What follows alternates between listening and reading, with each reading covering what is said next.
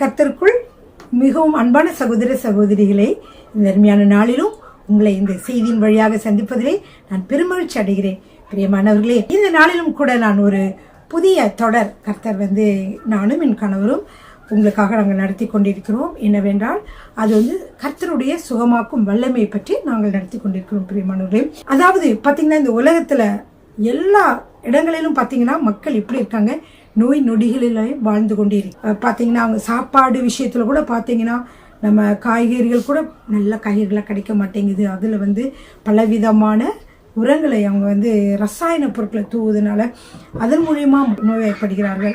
அதன் மூலியமாக மக்கள் நோய்வாய்ப்படுகிறார்கள். பார்த்தீங்கன்னா அதுக்கப்புறம் பார்த்தீங்கன்னா சிக்கன் மற்ற காரியங்களை கூட பார்த்தீங்கன்னா உங்களுக்கு தெரியும், ஹார்மோன்ஸ் இன்ஜெக்ஷனை போட்டு அதை வளர வைக்கிறாங்க. இப்படியாக நாம் சாப்பிடுகிற பொருள் கூட மூலமாக கூட பல நோய்கள் வந்து கொண்டிருக்கிற இந்த காலகட்டத்திலே நாம் எப்படி தெய்வீக சுகத்தை பெற்றுக்கொள்வது? நாம் தெய்வீக சுகத்தை பெற்றுக்கொள்ள முடியுமா? இயேசு கிறிஸ்து நம்மை சுகமாக்க விரும்புகிறாரா? அவராலே எல்லா நோய்களையும் குணமாக்க முடியுமா என்ற பல கருத்துக்களை இந்த நாளிலே நாம் பார்க்க போகிறோம். பிரியமானவர்களே, லூக்கா எழுதின சுவிசேஷம் 5வது அதிகாரம் 12வது வசனம் 12-13 நான் வாசிக்க போகிறேன். பிரியமானவர்களே, பின்பு அவர் ஒரு பட்டணத்தில் இருக்கையில் குஷ்டரோகம் நிறைந்த ஒரு மனுஷன் இயேசுவை கண்டு முகம் குப்புற விழுந்து, ஆண்டவரே, உமக்கு சித்தமானால் என்னை சுத்தமாக்க உம்மால் ஆகும் என்று அவரை வேண்டிக் கொண்டார். அவர் தமது கையை நீட்டி அவனை தொட்டு, எனக்கு சித்தம் உண்டு, சுத்தமாகு என்றார். உடனே குஷ்டரோகம் அவனை விட்டு நீங்கிற்று. பிரியமானவர்களே, நாம் நோய்களிலே வாழ்ந்து கொண்டிருக்க வேண்டும் என்பது கர்த்தருடைய சித்தமா? அல்லது நீ பாவம் செய்து விட்டாய், அதனால இந்த நோயிலே நீ வாழ வேண்டும் என்று கர்த்தர் விரும்புகிறாரா? அல்லது நம் நோய்களின் மூலமாக கர்த்தர் நம்மை சிட்சித்து நம்மளை ஆவிக்குரிய வாழ்க்கையில வளர செய்கிறாரா? பலர் பலவிதமான கருத்துக்களை பலவிதமான எண்ணங்களை உடையவர்களாக இருப்போம். கர்த்தர் இந்த நோயின் வழியாக என்னை பரிசுத்தப்படுத்தி என்னை என்ன செய்ய போகிறார், ஆவிக்குரிய ரீதியில் நடத்த போகிறார். இப்படியாக பலர் அந்த காலத்துல எனக்கு தெரியும் நிறைய நோய்கள் கர்த்தர் இதனால நோய்களை கொடுத்து தண்டிக்கிறார், இந்த நோய்கள் மூலமா கர்த்தர் பரிசுத்தப்படுத்த விரும்புகிறார், அப்படி இப்படின்னு சொல்லுவாங்க. ஆனா உண்மையிலே வேதம் என்ன சொல்லுகிறது அதுதான் இப்ப நம்ம பார்த்தோம். ஒரு குஷ்டரோகிக்கு பார்த்தீங்கன்னா பிரியமானவர்களே, அநேக குஷ்டரோகிக்கு நிறைய இடங்களிலே எப்படி இருந்ததா, குஷ்டரோகம் நிறைந்த ஒரு மனிதன் இயேசுவை கண்டு. அப்ப குஷ்டரோகி அந்த காலத்துல பாத்தீங்கன்னா கிட்டக்க வரமாட்டாங்க. ஏன்னா அது தொற்றக்கூடிய வியாதி. அந்த கிருமிகள் நம்மை தொட்டு விட்டால் நம்முடைய ஸ்கின்னை தொட்டுருச்சுன்னா வியாதிகள் வரும் என்று சொல்லி எல்லாரும் அவனை புறம்பே தள்ளி ஓரமாக வைத்திருந்த காலத்திலேயே என்ன நடக்கிறது என்றால், ஒரு குஷ்டரோகி அவன் இயேசுவை கண்டு முகம் குப்புற விழுந்து, ஆண்டவரே, உமக்கு சித்தமானால் என்னை சுத்தமாக்க முடியும் என்று சொன்னான். பிரியமானவர்களே, எனக்கு ஆண்டவர் என்ன பதில் சொன்னார்? எனக்கு சித்தம் உண்டு, சுத்தமாகு என்று சொன்னார். பிரியமானவர்களே, நாம் சுகமாக இருக்க வேண்டும் என்பதே கர்த்தருடைய சித்தமாக இருக்கிறது. நாம் நோய் நொடியிலே வாழ்ந்து கொண்டு இருப்பது கர்த்தருடைய சித்தம் அல்ல. அவர் அதன் மூலமாக எந்த பாடத்தையும் நமக்கு அவர் கற்றுக் கொடுக்க போவதில்லை. இந்த நோய்கள் என்ன இது சாத்தானுடைய வேலையாக இருக்கிறது. ஏனென்றால் பிரியமானவர்களே, தேவனுடைய ராஜ்யம் என்று நாம் சொல்லுகிற பொழுது தேவனுடைய இந்த உலகத்துல பார்த்தீங்கன்னா தேவனுடைய ராஜ்யம் இன்னொன்னு என்ன இருக்கு, இருளின் ராஜ்யம். தேவனுடைய ராஜ்யம் இருள் ராஜ்யம் ரெண்டு தான் இருக்கு. ரெண்டுக்கு நடுவுல கொஞ்சம் தேவனுடைய ராஜ்யத்துல கொஞ்சம் இருள் கலந்திருக்கும், இருள்ல கொஞ்சம் தேவனுடைய ராஜ்யம் கலந்திருக்கும். அப்படி இல்லை, ஒன்று நன்மை அல்லது தீமை. அது மாதிரி இது எப்படின்னு கேட்டீங்கன்னா தேவனுடைய ராஜ்யம், இன்னொன்று எனது இருளின் ராஜ்யம். அப்ப தேவனுடைய ராஜ்யத்திலே நம்ம இருக்கிறோம் இல்லையா? இப்ப தேவனுடைய ராஜ்யத்துல நம்ம இருக்கிற பொழுது இயேசு கிறிஸ்துவை ஏற்றுக்கொண்டவர்கள் தான் தேவனுடைய ராஜ்யத்துல இருக்காங்க. அது ஒரு முக்கியமான பாயிண்ட். அப்ப தேவனாகி இயேசு கிறிஸ்துவை நீங்க ஏற்றுக்கொண்ட பொழுது நீங்க எங்க இருக்கிறீங்க? தேவனுடைய ராஜ்யத்துல இருக்கிறீங்க. அப்படின்னா அவர் தான் நம்மளை ஆளுகை செய்வார், அவர் நம்மளுக்கு ஞானத்தை கொடுப்பாரு, அவர் நம்மளை வழி நடத்துவார். அவருடைய சொல்படி கேட்டு நடக்கிற பொழுது அவருடைய ராஜ்யத்துல நம்ம நடக்கிறவர்களா இருக்கிறோம். ஆனால் இருளின் ராஜ்யம் பாத்தீங்கன்னா, இப்ப தேவனுடைய ராஜ்யம் எதுக்கு இருக்குது? நமக்கு சமாதானம், சந்தோஷத்தை கொடுக்க, ரட்சிப்பை கொடுக்க, சுகத்தை கொடுக்க, நம்மளுடைய குறைவுகளை நீக்க, இத்தனைக்கும் இயேசு கிறிஸ்து போதுமானவராக இருக்கிறார். அவர் ஒருவரே ஒரே பேக்கேஜா நம்மளுக்கு என்னென்ன கொடுத்திருக்கிறாரு? பிரியமானவர்களே, நமக்கு ரட்சிப்பை கொடுத்தார். சிலுவையின் மூலமாக ரத்தத்தை சிந்தி அதன் மூலமாக பாவ மன்னிப்பை கொடுத்தார், ரட்சிப்பை கொடுத்தார். அப்புறம் என்ன செய்திருக்கிறார் என்றால் புதிய மனிதர்களாக நம்ம மாற்றி இருக்கிறார். அடுத்ததாக பார்த்தீங்கன்னா சிலுவையிலே அவர் நிறைய அடிகள் 39 அடிகள் அடிக்கப்பட்டார். அவ்வளவு அடிகளும் நம்முடைய நோய்களை தீர்க்கக்கூடிய மருந்து. ஏனென்றால் வேத வசனம் சொல்லுகிறது, என்ன சொல்லுகிறது, அவருடைய தழும்புகளாலே, பேதுரு எடுத்து வாசிக்கிற பொழுது அவருடைய தழும்புகளாலே நாம் சுகமாகிறோம். அப்ப என்ன அர்த்தம்? இந்த தழும்புகள் எல்லாமே நம்ம வேதனைப்படக்கூடாது என்பதற்காக, நாம் நோய் நொடியிலே வேதனையை அனுபவிக்க கூடாது என்பதற்காகவே எனப்பட்டது. அவருக்கு அடி வாங்கினார். 39 அடிகள் முதுகிலே வாங்கி வாரினால் பிக்கப்பட்டது. அப்பொழுது எவ்வளவு வேதனை சகித்திருப்பார்.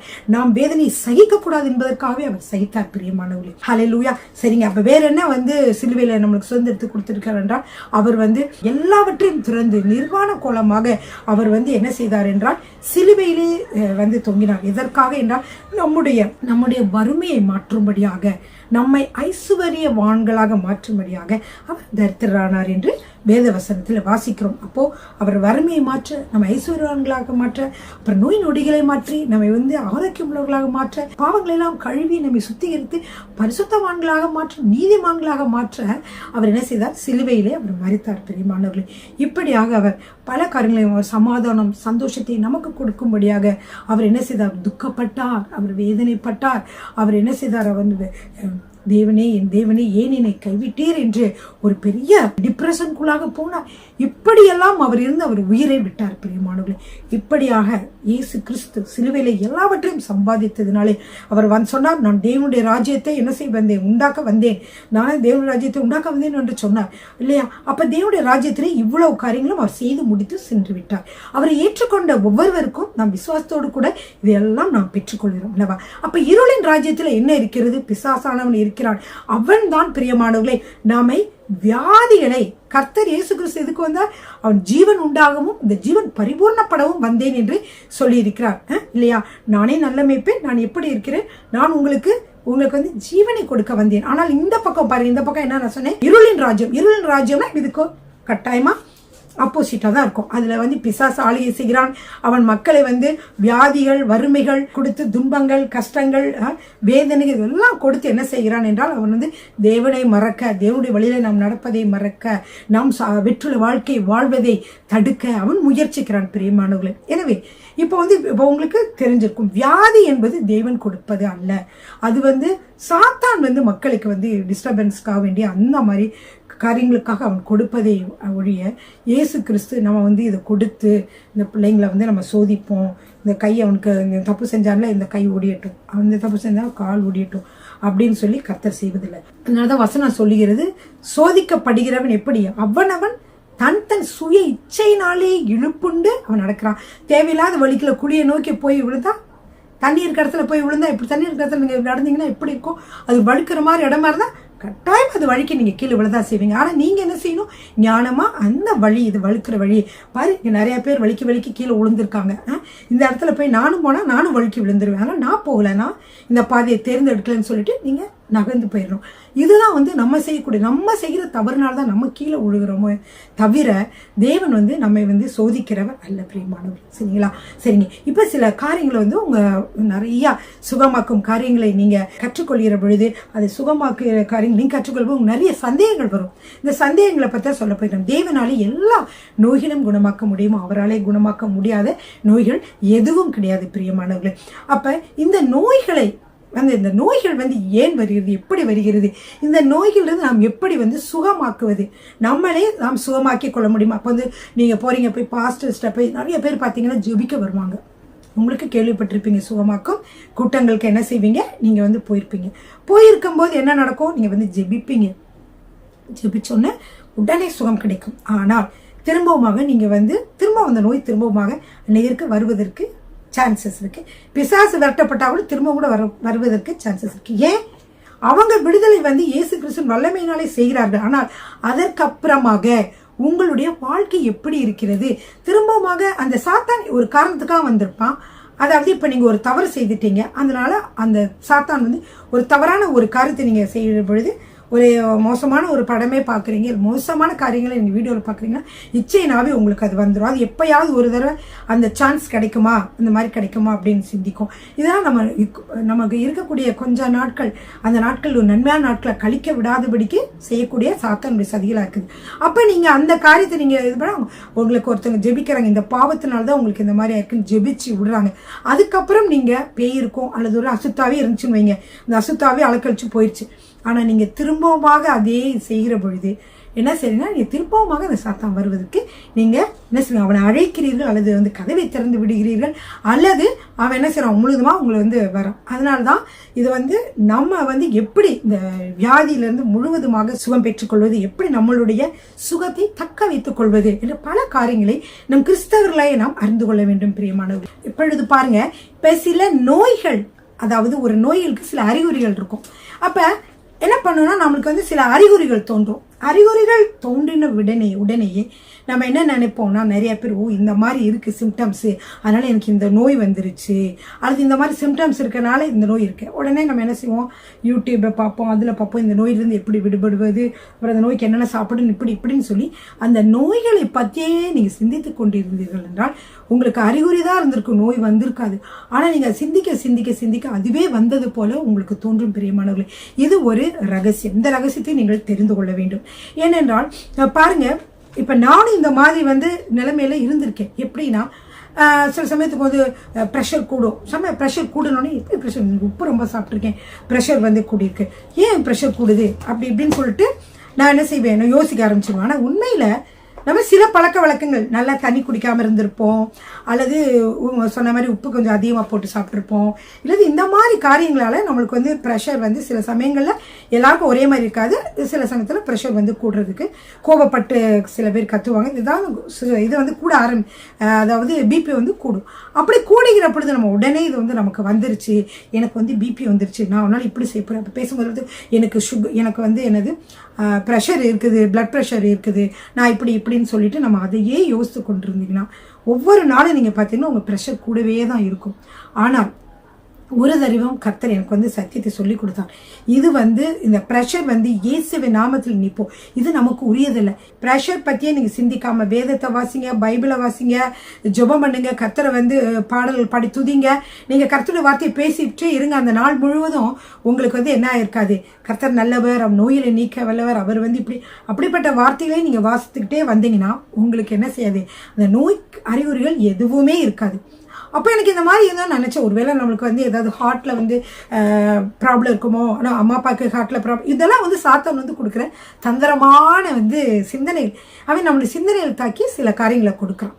பிரியமானவர்களே பாருங்கள், இப்போ உதாரணத்துக்கு நான் சொல்கிறேன், இந்த மாதிரி சூழ்நிலைகள் உங்களுக்கு அமைகிற பொழுது இது என்னன்னா, சாத்தான் உங்களுடைய சிந்தனைகளை தொட ஆரம்பிக்கிறான். இந்த சிந்தனைகளை அவன் ஆக்குபை பண்ணிக்குவான். உனக்கு அப்படி இருக்கு, இப்படி இருக்கு. அப்போ நீங்கள் நல்ல உற்சாகமாக இருக்கிறவங்க கூட நீங்கள் என்ன நினைப்பீங்கன்னா, ஐயோ நமக்கு நோய் இருக்கும், நம்ம இப்படி இருக்கோமோ, அப்படி இருக்கும், அப்படி நான் கூட பேசினா கூட எனக்கு இந்த மாதிரி சிம்டம்ஸ் இருக்குது, இந்த மாதிரி இருக்குது, அந்த மாதிரி இருக்குது, நீங்கள் பேச ஆரம்பிச்சுவீங்க. ஆனால் உண்மையில் பார்த்தீங்கன்னா இந்த எண்ணங்கள் எதுவுமே இந்த நோய் நமக்கு சொந்தமானது அல்ல. நாம் கர்த்தருடைய கிருபையினாலே நம்ம எப்படிப்பட்ட புதிய சிருஷ்டியாக உண்டாக்கப்பட்டிருக்கிற பிரியமானவர்களே. எனவே சாத்தான் என்ன செய்வானா, இந்த மாதிரி எண்ணங்கள் மூலியமாக அதையே சிந்திக்க வச்சு, நம்ம அதையே பேச வச்சு, அதே உள்ளதுக்கு ஆக்கி விடுகிறான். எனவே சாத்தானுடைய வேலை என்னன்னா, மெதுவாக சில சிம்டம்ஸை கொடுப்போம். அந்த சிம்டம்ஸை நீங்கள் பார்க்கிறப்ப, எதுக்காக அந்த சிம்டம்ஸை கொடுக்குறான்னா, உங்களை பயமுறுத்த, உங்களை நம்பிக்கை இழக்க செய்ய, அவிசுவாச சிந்தனைகளை கொண்டு வர உங்களை அவன் செய்வான். அப்போ நீங்கள் என்ன செய்யணும், இயேசுவின் வல்லமையுள்ள நாமத்தினாலே நீ என்னது என்னோட உடலுக்கு சொந்தம் கிடையாது, இது நீ எங்கேயோ வந்தது, இயேசுவின் நாமத்தில் போ என்று நீங்கள் ஜெபிக்கிற பொழுது, நீங்கள் சொல்லுகிற பொழுது, அதுக்கு நீங்கள் உரிமை கொண்டாடாத பொழுது அது என்ன ஆகுனா, அது தன்னால் உங்களை விட்டு போகும் பிரியமானவர்கள். அதை பற்றி தான் எனக்கு சொல்ல போகிறேன். அப்போ நான் நினச்சிருந்தேன் ஹார்ட்டில் ஏதோ ப்ராப்ளம் இருக்குமா அப்படின்னு. டெஸ்ட்டு, அப்போ அவங்க டெஸ்ட்டு இங்கே சிங்கப்பூரில் உடனே கொடுக்க மாட்டாங்க, ஒரு 3 மாதம் 6 மாதம் தள்ளி சொல்லுவாங்க. ஆமாம், அந்த 3 மாதம் டெஸ்ட் வரைக்கும் நம்மளுக்கு ஒரே இது குறைக்க இது சாப்பிடணும், அது குறைக்க இது சாப்பிடணும், இது சாப்பிடவே கூடாது அப்படியெல்லாம் தோணும். ஆனால் தோணுச்சு. அப்புறம் நம்ம போய் டெஸ்ட்டு பண்ணிட்டு வரும்போது பார்த்தீங்கன்னா டாக்டர் சொன்னாங்க, ஒன்றுமே இல்லை, உங்கள் ஹார்ட் ரொம்ப நல்லா இருக்குது, நல்லா ஃப்ளோ ஆகுது, பாடியில் எந்த ப்ராப்ளமும் இல்லை அப்படின்னு சொன்னாங்க. இது தெரிஞ்சுதான். இப்போ அதே மாதிரி ப்ரெஷர், அதோட போன ப்ரெஷர் தான், அதுக்கப்புறம் இந்த ப்ரெஷர் வரல. இதெல்லாம் எதுக்குன்னா, நான் புரியாமல் இருந்துச்சு கொஞ்ச நாள். ஏன்னா அதை ஏன் நினச்சிக்கிட்டு அதுக்குள்ள காரியங்களை பார்த்துட்டு டாக்டரை பார்க்க அங்கே பார்க்க இது பார்க்க இதை பற்றிய காரியங்களெல்லாம் யூடியூப்பில் போய் சர்ச் பண்ண அதுக்குள்ளே புக்ஸ்லாம் படிக்க இப்படி இருக்கும் பொழுது நம்ம ஊழியம் செய்து கொண்டிருக்கிற நம்முடைய வாழ்க்கையை சாத்தான் என்ன செய்ய பார்க்கிறான், அவன் டிஸ்ட்ராக்ட் பண்ண பார்க்கிறான். அந்த குறிப்பிட்ட நேரங்களை நம்ம கர்த்தருக்கென்று செலுத்தக்கூடிய நேரங்களை, குடும்பத்திலே சந்தோஷமாக நம்ம நேரங்களை கழிக்க வேண்டிய நேரங்களை அவன் என்ன செஞ்சுக்கிறான், அவன் கொள்ளையடிச்சிடான். அப்போ நீங்கள் அதை பற்றியே நினச்சிட்டு ஒரு ஒரு ஒரு வாரத்துக்கு கூட நீங்கள் அந்த சோகத்திலே தான் இருப்பீங்களே தவிர நீங்கள் என்ன செய்ய மாட்டீங்க, ஆவிக்குரிய வாழ்க்கையில் இன்னும் முன்னேற வேண்டும் என்று நம்ம யோசிக்க மாட்டோம். அதுக்கு தான் நம்ம எல்லாரும் சொல்கிறாங்க, தினம்தோறும் வேதம் வாசித்து நீங்கள் என்ன செய்யணும், ஜெபிக்க வேண்டும், என்ன செய்யணும், பாடலை பாட வேண்டும். அப்படி பாடலை பாடி வேதத்தை தியானிக்கிற பொழுதுதான் கர்த்தர் எனக்கு இந்த கருத்துக்களை, இந்த எண்ணங்களை, இந்த வேதத்தினுடைய வெளிச்சங்களை கர்த்தர் கொடுத்தார். இப்போ அதுலேருந்து நான் ரொம்ப ஸ்ட்ராங் ஆகிட்டேன். எந்த விதமான சிம்டம்ஸ் வந்தாலும் அது எனக்குரியது கிடையாது. இயேசு நாமத்தில் get out in the name of Jesus அப்படின்னு சொன்னதுக்கு அப்புறம் பார்த்தீங்கன்னா அந்த அறிகுறி எதுவுமே இருக்காது. நம்மளுடைய சரீரமானது ஆவி, ஆத்மா, சரீரம் என்று மூன்று இதாக நம்ம ஒரு பிரிவுகளாக நம்ம இருக்கிறோம். ஆனால் எப்படின்னா மூன்றுமே ஒன்றாக இணைந்து நம்ம பாடியாக இருக்குது இல்லையா. இந்த 3 காரியங்கள் பாருங்க. ஷீலாவாகிய நான் அப்படின்னா நான் தான் ஆவி மனிதன் தான் நான் பேசுறேன்ல, நான் தான் ஆவி மனிதன். ஓகே, ஷீலாவாகிய நான் எப்படி இருக்குதுன்னா சரீரமாகிய இந்த வீட்டில் நான் இருக்கேன். இப்போ இது என்னது, எனக்கு ஒரு வீடு மாதிரி இந்த சரீரம், தேவன் வாழ்கிற ஆலயம், இதுக்குள்ள நான் இருக்கேன் இல்லையா. அப்போ ஆவி எனக்குள்ள இருக்கிறது, எனக்கு ஒரு சரீரம் கொடுக்கப்பட்டிருக்கிறது. அது மட்டுமல்ல, நான் எனக்கு ஒரு ஆத்மாவும் கொடுக்கப்பட்டிருக்கிறது. இப்ப ஆவினா என்னது, ஆவி என்ன செய்கிறதுன்றா, இப்ப இயேசு கிறிஸ்துவை ஏற்றுக்கொண்ட நம்ம ஒவ்வொருவரையும் ஆண்டவர் என்ன செய்திருக்கிறார் என்றால் புதிய சிருஷ்டிகளாக மாற்றியிருக்கிறார். புதிய சிருஷ்டியாக நாம் மாற்றப்பட்டிருக்கிறதுனால பிரியமானவர்களே, நம்முடைய ஆவியானது ஒரு பெர்ஃபெக்டானதாக மாறுகிறது. ஆவி, ஆத்மா, சரீரம் மூன்றுமே ஒரே நேரத்தில் என்ன செய்யப்படுகிறது இல்லை, கிறிஸ்துவை முழுவதுமாக பெர்ஃபெக்டாக மாறுவதில்லை. முதல்ல நீங்கள் என்ன செய்கிறீங்கன்னா உங்கள் அதாவது ஆவியிலே நீங்கள் இயேசு கிறிஸ்துவை விசுவாசித்து ஏற்றுக்கொள்கிறீர்கள். ஏற்றுக்கொண்ட உடனே என்ன ஆகிறது என்றால் உங்களுடைய ஆவி பெர்ஃபெக்டாக மாறுகிறது. மரித்தீர்கள் என்றால் நீங்கள் பரலோகத்துக்கு தான் செல்வீர்கள். ஏனென்றால் உங்கள் ஆவி கிறிஸ்துவினாலே புதிதாக மாற்றப்பட்டிருக்கிறது. அந்த வசனத்தை வாசிக்கலாமா?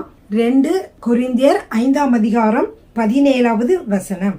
இப்படி இருக்க ஒருவன் கிறிஸ்துவுக்குள் இருந்தால் புது சிருஷ்டியாய் இருக்கிறான், பழையவைகள் ஒழிந்து போயின, எல்லாம் புதிதாயின. எனவே பிரியமானவர்களே, ஒருவன் கிறிஸ்துவுக்குள் இருந்தால், கிறிஸ்துவை ஏற்றுக்கொண்டால் அவன் எப்படிப்பட்டவனாக மாறுகிறான், புதிய சிருஷ்டியாக மாறுகிறான். அப்போ ஆவி என்ன பண்ணுது, புதிய சிருஷ்டியாக மாறிவிட்டது. ஆனால் இன்னும் நம்ம கூட இன்னொன்னு இருக்கு, ஆவி, ஆத்மா, சரீரம் 3 இருக்கு இல்லையா. ஆவி ஏற்றுக்கொள்வது ஆத்மாவை பாருங்க. ஆத்மா என்பது என்னவென்றால் நம்மளுடைய மனம், சோல் இங்கிலீஷ்ல சொல்லுவாங்களே, அது என்னன்னா நம்முடைய மனம். அதே மாதிரி தீர்மானத்தை எடுக்கக்கூடிய, முடிவுகளை எடுக்கக்கூடியது, எண்ணங்கள், இதெல்லாம் சேர்ந்ததான் என்னது நம்மளுடைய ஆத்மா. இந்த ஆத்மா தான் டிசிஷன் மேக் பண்ணும், என்ன செய்யணும், எது செய்யணும், எது செய்யக்கூடாது என்பதை அதுதான் செய்யும். அதே மாதிரி அது அந்த ஆத்மா எப்படிப்பட்டது, எண்ணங்கள் ஆத்மா. அடுத்ததாக எந்த தீர்மானங்களையும் அது செய்யக்கூடியதாக இருக்கிறது, அப்படிப்பட்டதாக இருக்கிறது. அது என்னது, ஆத்மா. இந்த ஆத்மா உடனே எல்லாவற்றையும் மாறாது. இப்போ என்ன ஆகுதுன்னா, இப்போ ஆவி இருக்கு இல்லையா, இந்த ஆவி இயேசு கிறிஸ்துவை ஏற்றுக்கொண்டதுனால அது என்ன பண்ணும், கர்த்தருடைய வார்த்தைகளை படிக்க, மற்ற காரியங்களை கேட்க, ஜெபிக்க, இப்படிலாம் இருக்கிற பொழுது இந்த ஆத்மா என்ன செய்கிறது என்றால் கொஞ்சம் கொஞ்சமாக அது டிசிஷன் மேக் பண்ணும். அதனால அது என்ன செய்யுது, அது டிசிஷன் மேக் பண்றதுல தான் இருக்கு ஒரு மனிதனுடைய ஆவிக்குரிய வாழ்க்கை. அது தீர்மானம் எடுப்பதில் தான் இருக்கிறது. எது, அந்த சோல், அதாவது ஆத்மா. இப்போ அந்த ஆத்மா சரி, வேதத்தை வாசிக்கிறதுனால ரொம்ப பிரயோஜனம் இருக்கு, ஆண்டவரை நம்ம ஏற்றுக்கொண்டுட்டோம், நிறைய வார்த்தைகள் ஆண்டவர் வேதத்தில் சொல்லி இருக்கிறாரு, அதெல்லாம் கேட்கிற பொழுது அது நமக்கு ஜீவனாயும் ஆவியாயும் ஜீவனாயும் இருக்குன்னு வசனம் சொல்லுகிறது. எனவே நம்ம இப்போ அதெல்லாம் வாசிக்க வேண்டும் என்று சொல்லி இந்த ஆத்மா என்ன செய்யணும், டிசிஷன் மேக் பண்ணணும். சில பேருக்கு இந்த ஆத்மா தீர்மானம் பண்ணாது. இப்போ இந்த ஆத்மா தீர்மானம் பண்ணுனா என்ன நடக்கும், அது வேதத்தை வாசிக்க ஆரம்பிக்கும். அதுக்கப்புறம் அதில் பைபிளை போட்டுக்கோ, நீங்க விசுவாசிங்கன்னு போட்டுக்கோ. இப்போ இந்த ஆத்மா என்ன செய்யும், ஓகே நான் விசுவாசிக்க ஆரம்பிக்கும். இப்படியாக இந்த ஆத்மா மாறுகிறது கிறிஸ்தவ வாழ்க்கையில நடக்கிறதா இருக்கிறது. அப்படி கொஞ்சம் கொஞ்சமா நடக்கிறது. சில பேர் என்ன பண்ண மாட்டாங்க, பாதியில ஏற்றுக்கொண்டு முழுவதுமாக வேதத்தை வாசிக்காத மக்கள் என்ன செய்வாங்கன்னா, அந்த வேதத்தை வாசிக்க அவங்க டிசிஷன் எடுக்கல, தீர்மானமே எடுக்கலைன்னா அந்த ஆத்மா வாழ்ச்செடியாது. ஓகே, அப்ப இந்த ஆத்மா வாழ்வது போலதான் என்ன செய்யணும், சரீரம் அடுத்ததாக இருக்கிறது, 3ஆவதாக சரீர மனிதன் இருக்கிற அந்த ஆத்மா வாழ்வது போலதான் சரீரமானது வாழ முடியும். உங்களுக்கு தெரிஞ்ச வசனம். பிரியமானவனே, உன் ஆத்துமா வாழ்வது போல நீ எல்லாவற்றிலும் வாழ்ந்து சுகமா இருக்க வேண்டும் என்று விரும்புகிறேன். இது எங்க போட்டிருக்குதுன்னா 3 யோவான் 1ஆம் அதிகாரம் 1வது வசனம். பிரியமானவனே, உன் ஆத்துமா வாழ்வது போல நீ எல்லாவற்றிலும் வாழ்ந்து சுகமா இருக்க விரும்புகிறேன். அப்ப இந்த ஆத்துமா சரியானபடி இருந்துச்சுன்னா சரீரமானது செழிப்புள்ளதாக இருக்கும். இப்ப ஆத்துமா டிசிஷன் மேக் பண்ணுது, அதாவது தீர்மானத்தை எடுக்குது. அதனால என்ன சொல்லும், ஓகே நீ நல்ல ஸ்டாஃப் நல்ல இதானே சாப்பிடு, நல்ல காரியங்களை நீ சிந்தி, நல்லதா தேவனோட நேரத்தை செலவழி, பரிசுத்தமான வாழ்க்கை வாழு, உன் கண்களை பரிசுத்தமானதை பார்க்கறதுக்கு அனுமதி, காதுகளில் கண்டதெல்லாம் நீ கேட்காத அப்படின்னு சொல்லி தீமையான காரியங்களை செய்யாத, தீய காரியங்களை செய்வதற்காக ஓடாத என்று சொல்லி இந்த ஆத்மாவானது என்ன செய்யுது, சரீரத்துக்கு சொல்லி கொடுக்குது. அப்ப அதை கேட்டு அந்த டிசிஷனை கேட்டு இது நடந்ததுன்னா எப்படி நடக்கும், ஆத்மா சொன்னா அதுதான் டிசிஷன் மேக் பண்ணுது. அதனால சரீரம் இருந்தாலும் அது என்ன சொல்லுதோ அதான் சரீரம் செய்யும். என்ன சிந்திக்கிறோமோ அதுதான் நம்ம செய்வோம் இல்லையா? வேற ஒரு ஆள் சிந்திக்கிறத நம்ம செய்வோமா? செய்ய மாட்டோம். நம்ம என்ன சிந்திக்கிறோமோ அதுதான் செய்வோம். வேற ஆள் எத்தனை வாட்டி சொன்னாலும் நம்ம என்ன சிந்திச்சுட்டு இருக்கோம் அதைத்தான் நம்ம செஞ்சுட்டு இருப்போம். அதே மாதிரிதான் சிந்தனை இதோட ஜாயின் பண்ணி இருக்கிறதுனா இந்த ஆத்மாவோட இருக்கு. சிந்தனை என்பது ஆத்மாவை சார்ந்தது இருக்குது. சரீரம் என்பது நம்ம என்ன செய்கிறோம், பல காரியங்களை நம்ம செய்கிறோம். நம்ம மற்றவர்களோட பேசுகிறோம், பல காரியங்களை பார்க்கிறோம், பல கருத்துக்களை நம்ம எழுதுகிறோம். இப்படிப்பட்ட எல்லா காரியங்களும் நம்ம செய்கிறவங்களா இருக்கோம். இதுக்கு எல்லாத்துக்குமே இடையில எது இருக்குது, இந்த ஆத்மா இருக்கிறது. அது ஆவியிலிருந்து சில காரியங்களை இந்த ஆத்மா பெற்றுக்கொண்டு கொஞ்சம் கொஞ்சமாக அது பரிபூர்ணமாக வளர்ச்சி அடைஞ்சு என்ன செய்கிறது, சரீரத்துக்கும் குடிக்கிறது, சரீரமும் இந்த மாற்றங்களை அடைகிறதா இருக்கிறது. பிரியமானவர்களே, சரிங்க. இப்ப இந்த உங்களுக்கு சொன்னேன், ஆவி ஆத்மா சரீரம் என்று 3 சொன்னேன். முதல்ல என்ன தெரியுது, ஆவி நல்லா கருத்துக்கள் வருகிறதா, அப்ப என்ன செய்யுது, ஆத்மா டிசிஷன் எடுக்கணும்னு சொன்னேன். கடைசியில சரீரத்துக்கு அதனுடைய பலன்கள் சரீரத்திற்கு கிடைக்கிறது. சரிங்களா? நீங்கள் ஆவி ஆத்மா சரீரம் என்று சொன்னேன். இந்த ஆவி மனிதன் என்ன செய்யலாம், கர்த்தருடைய ஜீவனை பெற்றதுனால அவன் ரொம்ப வெளிச்சமா இருப்பான், ரொம்ப சுறுசுறுப்பா இருப்பான், ரொம்ப கர்த்தருடைய காரியத்துல ரொம்ப ஆர்வமா இருப்பான். இப்போ பாத்தீங்கன்னா இந்த டிசிஷன் மேக்கிங் என்ன சொன்னேன் நான், சோல். இப்ப இந்த சோலானது நமக்கு ஒரு நோயின் அறிகுறிகள்லாம் நமக்கு தெரிகிற பொழுது இந்த சோல் என்ன பண்ணும் அப்படின்னா, இந்த சோல் எப்படி இருக்குதுன்றத பொறுத்து இருக்கு. இந்த சோல் தானே எல்லாத்தையும் டிசிஷன் மேக் பண்ணுது. அது வேதத்தை வாசிக்க, அது வேதத்துல இருக்க சில கருத்துக்கள் அவங்களுக்கு தெரிஞ்சிருச்சுன்னா, எப்படி சொல்லலாம், உதாரணத்துக்கு இயேசுவின் தழும்புகளாலே சுகமானீர்கள் ஒரு வசனம் இருக்கு, அது வேதத்துல இருக்கு. அப்போ வேதம் உங்களை பற்றி என்ன சொல்லுகிறது, 2000 வருடத்திற்கு முன்பாக இயேசு கிறிஸ்து அடிக்கப்பட்டு விட்டால் அவருடைய தழும்புகளாலே நீங்கள் சுகமானீர்கள் என்று போட்டிருக்கோம். நீங்க படிச்சீங்கன்னா இயேசுவின் தழும்புகளாலே நீங்கள் சுகமானீர்கள். அப்போ இயேசுவின் தழும்புகளாலே சுகமானீர்கள் என்று வேத வசனம் சொல்ல, உங்களுடைய பாடி என்ன சொல்லுது, உங்க உடம்பு என்ன சொல்லுது, இல்ல எனக்கு இங்க பெயின் இருக்கு, இங்க பெயின் இருக்கு, எனக்கு இங்க தலைவலிக்குது, எனக்கு இது செய்யுது, எனக்கு அப்படி பண்ணுது, அதனால எனக்கு இந்த நோயா இருக்கலாமான்னு நினைக்கிறேன், அந்த நோயா இருக்கலாமா நினைக்கிறேன், வலிக்குது வலிக்குது வலிக்குதுன்னு உங்க பாடி சொல்லுது. அப்போ உங்களுடைய அந்த ஆத்மாவானது எதுக்கு அது செவிசாய்க்குதோ, எதை செய்யணும்னு முடிவு பண்ணுதோ அதுதான் உங்க வாழ்க்கையில் நடக்கும். அப்ப அது என்ன பண்ணுது, உங்க ஆத்மா ஏற்கனவே பைபிளை படிக்காதவங்க படிப்பாங்க, படிச்சவங்க என்ன செய்வாங்க, இந்த வார்த்தைகளை விசுவாசிப்பீங்க, அந்த வார்த்தைகளை தான் நீங்க நம்புவீங்க. இப்ப உங்களுக்கு நோய் இருக்கா இல்லையா, பாடி வலிக்குதா வலிக்கலையா, இந்த நோய் உங்க உடம்புல வருமா வராதா, இதெல்லாம் எது முடிவு பண்ணணும், உங்களுடைய ஆத்மா தான். நீங்க தான் முடிவு பண்ணணும். நீங்க தான் எப்படி முடிவு பண்ணணும், இல்ல வேதம் சொல்றதா உண்மை, நான் இயேசுவின் தழும்புகளாலே சுகமாகி விட்டேன், நான் இயேசுவின் தழும்புகளாலே சுகமாகி விட்டேன், இந்த நோய் என்கிட்ட சரீரத்துல வருவதற்கு அதிகாரமே கிடையாது, இதுக்கும் எனக்கும் சம்பந்தம் இல்லை, நான் இயேசு கிறிஸ்துவினாலே, கிறிஸ்துவோடைய சரீரம் எப்படி இருக்குது அப்படியே நானும் இருக்கிறேன், அவர் எப்படி இருக்கார், நல்ல ஆரோக்கியம் உள்ளவராக இருக்கிறார், அவர் உடம்புல நோய் நொடிகள் இல்லை, அவர் உடம்புல ப்ரெஷர் இல்லை, அவர் உடம்புல சுகர் இல்லை, அவர் உடம்புல கேன்சர் இல்லை, எதுவுமே இல்லை, கிட்னி எதுவுமே இல்லை. அப்போ அவரை போலதான் நானும் இருக்கேன் என்ற சத்தியத்தை நம்ம என்ன செய்ய வேண்டும், நம்ம மைண்ட்ல கொண்டுட்டு வரணும். அப்படி கொண்டு வருகிற பொழுது இந்த பெயின் நம்ம என்ன நினைப்போம், இது போலியாக வருகிறது, இதுக்கு நமக்கு இடமே இல்லை, இயேசுவின் நாமத்துல get out in the name of Jesus, இயேசுவின் நாமத்துல வெளியேறு, இந்த அறிகுறியை நான் ஏற்றுக்கொள்ள மாட்டேன், இயேசுவின் நாமத்துல வெளியேறு என்று சொல்லி நீங்கள் வாயில கூட அடிக்கடி சொல்லணும். இப்போ உங்களுக்கு தலைவலிக்குதா, இயேசுவின் நாமத்தில் தலைவலி நிற்போம், இயேசுவின் நாமத்தில் அப்படி நீங்க சொல்லுங்க, வாயில சொல்லுவீங்க. செகண்ட், உங்க மைண்ட்லயே நீங்க நினைக்கிற பொழுது உங்க மைண்ட்ல மைண்ட் அளவில் நீங்க என்ன செய்யல, டிசிஷன் அதாவது தீர்மானம் எடுக்கவில்லை, இந்த நோய் இதுக்குள்ள நோய், எனக்குள்ள இந்த நோய் என்று சொல்லி நீங்கள் தீர்மானம் எடுக்கவில்லை. அப்படி நீங்கள் தீர்மானம் எடுக்கவில்லை என்றால் நீங்கள் பரிபூர்ணமாக நீங்கள் சுகத்தை பெற முடியும். பிசாசினுடைய எல்லா அந்தகார சக்தியின் வல்லமைகளிலிருந்தும் நீங்கள் விடுபட முடியும். ஆனால் அதற்கு பதிலாக இல்லை, இது ஒருவேளை ஆண்டு சொன்னது பொய்யா இருக்குமோ, இது எல்லாத்துக்கும் இந்த இது செயல்படுமா, அல்லது இந்த இயேசு தலைமையில் சுகமாடின்னு சொன்னது எனக்கும் நடக்குமா அப்படின்னு சில பேர் சந்திப்பாங்க. இது உண்மையா இருக்குமா, இது பொய்யா இருக்குமா, இது பாதி உண்மை பாதி பொய்யா இருக்குமா என்று சொல்லி நீங்கள் தேவனுடைய வசனங்கள், அது நிறைய வசனங்கள் இருக்கு, நான் வருகிற காலங்களில் உங்களுக்கு கொடுக்குறேன். அப்போ அந்த வசனங்கள் எல்லாமே நீங்க பார்க்கிற பொழுது இந்த வசனங்கள் எப்படி இருக்கு, ஆவியாயும் உண்மையுமா இருக்கிறது.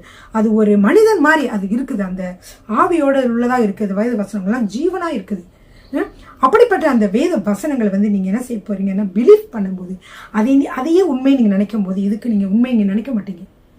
இல்ல, இந்த வழியெல்லாம் போலியானது, என்னை இயேசு கிறிஸ்து என்ன செய்திருக்கார், அவருடைய தலைமையில் நான் சுகமாகி விட்டேன் என்று சொல்லி நீங்கள் நினைக்கிற பொழுது கட்டாயமாக பிரியமானவர்கள் உங்களுக்கு வியாதியில் இருந்து உங்களுக்கு விடுதலை கிடைக்கும். நிறைய பார்த்தீங்களா, டிப்ரெஷன், பல நோய்கள் பார்த்துருக்கீங்களா, எல்லாமே என்னன்னா இந்த நோய்களை பற்றியே சிந்தித்துட்டு இருக்கிறது, இந்த பிரச்சனைகளை பற்றியே சிந்தித்துட்டு இருக்குது, இந்த கவலையை பற்றியே சிந்தித்துட்டு இருக்குது. இதையெல்லாம் உங்கள் மைண்ட்லேருந்து கொஞ்சம் நேரம் எல்லாவற்றையும் விலக்கி விட்டு நீங்கள் உங்கள் மைண்டை என்ன பண்ணணும், பைபிள் வாசிக்க, பாடல்களை பாடி துதிக்க. பிரியமானவர்களே, நாங்கள் இந்த தேவனுடைய சுகமாக்கும் வல்லமை என்ற டாப்பிக்கை நாங்கள் எடுக்கிற பொழுது எந்த பாடல்களை பார்த்தாலும் எல்லா பாடல்களும் சுகமாக்கும் வல்லமையை மக்களுக்கு கொடுக்கிறதா இருக்கிறது. அப்படி என்றால் தேவனுடைய வார்த்தைகளால் அந்த பாடல்கள் பண்ணியிருக்காங்க. இந்த வார்த்தைகள் முழுதும் எப்படி இருக்குதா, நமக்கு சுகமாக்கவே, நீ கவலைப்படாத, நீ பலப்படு அப்படின்னு சொல்றதா இருக்கு. அப்ப அந்த டிப்ரெஷன் மாற்றுறதுலாம் என்ன பண்ணுதுன்னா, நம்மளை வேதத்தினுடைய வார்த்தையிலிருந்து நம்மளை திசை திருப்புது. உலக பிரகாரமான மக்கள் சொல்றது, அவங்கள சொல்றதே கேட்டு அவங்களுடைய சிம்டம்ஸ், அவன் இப்படி இருந்தான், இவன் இப்படி இருந்தான், அவன் அப்படி இருந்தான், அதனாலதான் எனக்கு இப்படி இருக்கும் அப்படி இருக்கும்னு நினைக்க வைக்கிறது சாத்தானுடைய தந்திரமாக இருக்கிறது. இப்ப நீங்க என்ன செய்யணும், வேதத்துல பாருங்க என்னென்ன எவ்வளவு கருத்து இயேசு சுகமாக்கி இருக்கிறார், எத்தனை சுகமா வல்லமையை நம்ம வேதத்தின் மூலியமாக நம்ம படிக்கிறோம் என்று சொல்லி பார்த்து நீங்க அதை புரிந்து கொள்ள வேண்டும். அது மட்டும் இல்ல, வேதத்துல பாத்தீங்கன்னா பயப்படாதே, கலங்காதே, திகையாதே, நான் உன் தேவன் என்று சொல்லி ஆண்டவர் சொல்றாரு. ஏன் அப்படி சொல்றாரு, அவருக்கு தெரியும் நீங்க பயப்படுவீங்க, நீங்க கலங்குவீங்க, நீங்க கஷ்டப்படுவீங்க என்று என்ன செய்யும் அவருக்கு தெரியும். அதனாலதான் வசனங்களை சொல்றாரு. இந்த வசனங்களின் படி நீங்கள் நடக்கிற பொழுது என்ன நடக்குது என்றால், உங்களுக்கு இந்த டிப்ரெஷன் ஆகுது, இந்த மனக்கவலையாவது எல்லாம் போகும். நிகழ்ச்சியை பார்த்து கொண்டிருக்கிறவர்கள் நீங்க ஒரு வேலைக்கு மனக்கவலைகள், டிப்ரெஷன் இந்த மாதிரிலாம் இருந்துச்சுன்னா நீங்க பாருங்க, நான் சொன்னதுபடி நீங்க வேத வார்த்தைகள்ல எங்கெல்லாம் சுகத்தை பத்தி போட்டிருக்குதுன்னு சொல்லி அதெல்லாம் எடுத்து படிக்கிற பொழுது என்ன நடக்குது, அதை நோக்கி உங்க சிந்தனை போகுது. அதுக்கப்புறம் என்ன நடக்குது, உங்களுக்கு விசுவாசம் வருகிறது. ஓ ஆமா, கர்த்தரால சுகமாக்க முடியாது, வல்லமை சுகமாக்க முடியாது, நோய் இல்லை, அவருக்கு வல்லமை உண்டு அப்படின்னு விசுவாசிக்கிறீர்கள். விசுவாசிக்கிற பொழுது என்ன நடக்குதுன்னா உங்க வாழ்க்கையில அற்புதங்கள் நடக்கிறது. பிரியமான கண்களை மூடி நாம் ஜெபிப்போமா. கர்த்தாவே, இந்த அருமையான வேலையிலும் இந்த நல்ல நாளிலும் ஆண்டவரே அப்பா, உண்மை நன்றோடு கூட ஸ்தோத்திரிக்கிறோம். எத்தனையோ மக்கள் இந்த வீடியோ செய்தியை கேட்க வந்திருக்கிறார்கள். அவர்கள் அநேகர் ஆண்டவரே பலவீனப்பட்டவர்கள் இருப்பார்கள். ஆண்டவரே அவர்களை கர்த்தாவே இந்த வேலையிலே நீர் தொடுவீராக. ஆண்டவரே உன்னுடைய விசுவாசத்தினாலே, நீ சொன்ன உன்னுடைய விசுவாசமே உன்னை ரட்சித்தது என்று நோயாளிகளை பார்த்து சொன்னீர் ஆண்டவரே. அப்படியே இந்த வேளையில விசுவாசம் இந்த மக்கள் மத்தியிலே உண்டாவதாக. உமானை சுகமாக்க முடியாத நோயில் எதுவும் இல்லை என்று உணரட்டும் ஆண்டவரே. இது பிசாசு கொண்டு வர தந்திரம் என்பதை அவர்கள் உணரட்டும். குடும்பத்திலே அவர்கள் ஆண்டவரை சரியாக ஆண்டவரை நேரத்தை செலவழிக்க முடியாதபடிக்கு இதிலே அவர்கள் இந்த நோய் நொடியை பற்றி சிந்தித்து அதிலே மூழ்கி இருக்க வேண்டும் என்று அவனுடைய திட்டமாக இருக்கிறது என்பதை உணரட்டும். கர்த்தாவே, இந்த வேலையிலும் கூட நீர் கொடுத்த அதிகாரத்தின்படி உம்முடைய கரத்தை ஆண்டவர் இந்த வேலையில நீங்க அங்க வைக்க போவதற்காக நன்றி ஆண்டவரே. நீர் கொடுத்த அதிகாரத்தின்படி இயேசு கிறிஸ்துவின் வல்லமையில் நாமத்தில் ஆண்டவரே, இந்த பிசாசின் அதிகார சக்தியின் வல்லமைகளை, நோய் நொடிகளை தந்திரமாக உண்டாக்கிற பிசாசின் கிரிகளை இயேசுவின் நாமத்தில் கட்டி அப்புறப்படுத்துகிறேன் ஆண்டவரே. சுகம் உண்டாவதாக, உம்முடைய வல்லமை இறங்குவதாக ஆண்டவரே. உம்முடைய வல்லமை ஒவ்வொரு மீதும் இறங்க முடியாது ஜெபிக்கிறோம் கர்த்தாவே. அப்படியே நீங்கள் செய்வதற்காக நன்றி செலுத்துகிறோம். அநேக சாட்சிகளை ஆண்டவரை நாங்கள் கேட்க போவதற்காக நன்றி செலுத்துகிறோம். இயேசு கிறிஸ்துவின் வல்லமையில நாமத்தில் பிதாவே, ஆமென்.